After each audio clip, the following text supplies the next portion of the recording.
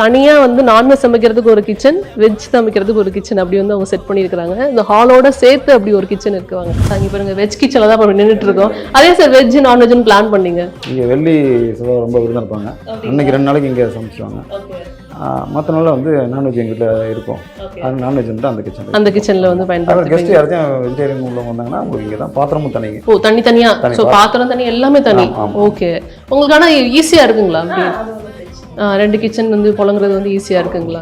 So இது வந்து இப்போ வெஜ் கிச்சன் இதுவே நல்லா ஸ்பேஷியஸாக இருக்குது. நீங்கள் பார்த்தீங்கன்னா தெரியும். பட் எந்த பொருளுமே மேலே இருக்கிறத பார்க்க முடியல. எல்லாத்தையும் அழகாக அவங்க வந்து உள்ள ஸ்டோர் பண்ணியிருக்கிறாங்க. அண்ட் ஆல்சோ அப்படி உள்ள போயிடலாம்.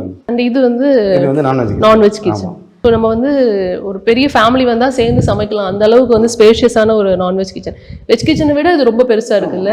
ஸோ நிறைய நான்வெஜ் புழங்குறோம் அப்படிங்கிறதுனால பெருசாக இல்லை மேக்ஸிமம் லேடிஸ் வந்து அதிகம் ஸ்பெண்ட் பண்ணுறது கிச்சனில். அவங்களுக்கு வந்து மைண்ட் ரிலாக்ஸாக இருக்கிற மாதிரி எல்லார் வீட்டையும் பண்ணிக்கிறது நல்லது. ஏன்னா ரொம்ப டஞ்சன் மாதிரி வச்சுருவாங்க. அது பார்க்குறது இங்கே வந்து ஃப்ரீயாக அவங்க யூஸ் பண்ணுற மாதிரி. ஏன்னா அம்மாவும் இங்கே தான் இருப்பாங்க, என் மனைவி இங்கே தான் இருப்பாங்க. அவங்க அதிக நேரம் இருக்கிற இடம் இது.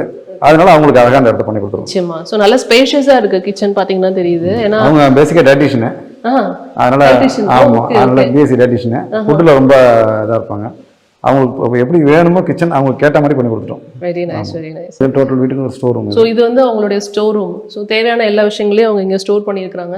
ஸோ நீங்கள் பார்த்தீங்கன்னா தெரியும், இங்கேயும் வந்து அவங்க ஃபுல்லாக கிரானைட்ல தான் எல்லாம் பண்ணியிருக்காங்க இல்லையா சார்? ஆமாம். ஸோ அது பண்ணுறதுக்கான ரீசன்ஸ் என்னன்னு தெரிஞ்சுக்கலாம். மெயின்டெனன்ஸ் ஃப்ரீங்க. இது நம்ம ஆயில் எடுத்து வைப்போம், அரிசி எடுத்து வைப்பாங்க.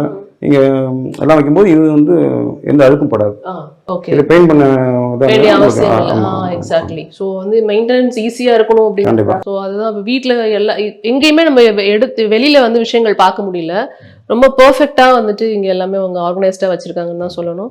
ஸோ கிச்சன்லேருந்து வெளில வந்தோன்னே இப்படி ஒரு செட்டப் இருக்குது. என்னன்னு தெரிஞ்சுக்கலாமா சார்? இது வந்து வீட்டோட குபேரமுலை. இது ஓகே. அந்த குபேரமுலையில் வந்து இந்த பிரமிட் டைப்பில் ஒரு பொசிஷன் தான் நல்லாயிருக்கும். குபேரமுலையில் இப்படி வந்து பிரமிட் மாதிரி ஒரு டைப் இருக்கும். ஆமாம். ஓகே. இருந்து நல்லா இருக்கும்வாங்க. அதனால சும்மா சிம்பிளாக ஒரு ஓடு போட்டு தான் பண்ணியிருக்கோம். வேறு ஒன்றும் இல்லைங்க, ரொம்ப சிம்பிள் தான். ஓகே. நான் ஆக்சுவலி சொன்னேன் இல்லையா, இங்கே வந்து ஒரு பெரிய இடிதாங்கி வச்சிருக்காங்க. ஃபர்ஸ்ட் வந்து நாங்கள் வெளில பார்க்குறப்ப அது என்ன பெருசாக ஏதோ டவர் மாதிரி வச்சிருக்காங்க அப்படின்னு எங்களுக்கு வந்து ஒரு சந்தேகம் இருந்தது. வந்து கேட்டப்ப தான் சொன்னாங்க அது வந்து இடிதாங்கி அப்படின்னு சொல்லி சொன்னாங்க.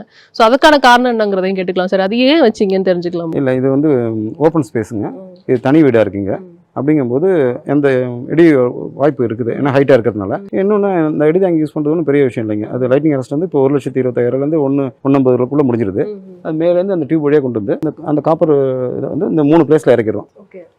ஆமாம். இது வந்து அரை கிலோமீட்டர் சுற்றி எனக்கு இங்கே உள்ளவங்களுக்கு யாருக்கும் இடி விடாது. பக்கத்தில் எல்லா வீட்டுக்குமே. ஓகே. எவ்வளோ பெரிய இடி வந்தாலும் அது கீழே அடுத்த செகண்ட் உள்ளது. ஓகே.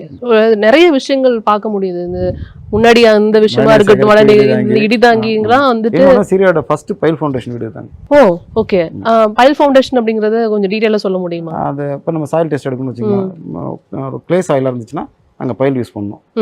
மணல் கலந்துருந்துச்சுன்னா பைல் தேவையில்லைங்க, ஃபுட்டிங் பண்ணிடலாம். அதுமாதிரி கீழே இருக்கிற சாயிலுக்கு தகுந்த மாதிரி தான் ஃபவுண்டேஷன் மாறும். எல்லாருமே ஒரே மாதிரி ஃபவுண்டேஷன் போட்டக்கூடாதுங்க. அப்போ இங்கே கொஞ்சம் கிளியாக இருக்கும்போது நம்ம பைல் போயிட்டு பைல் போயிட்டோம்.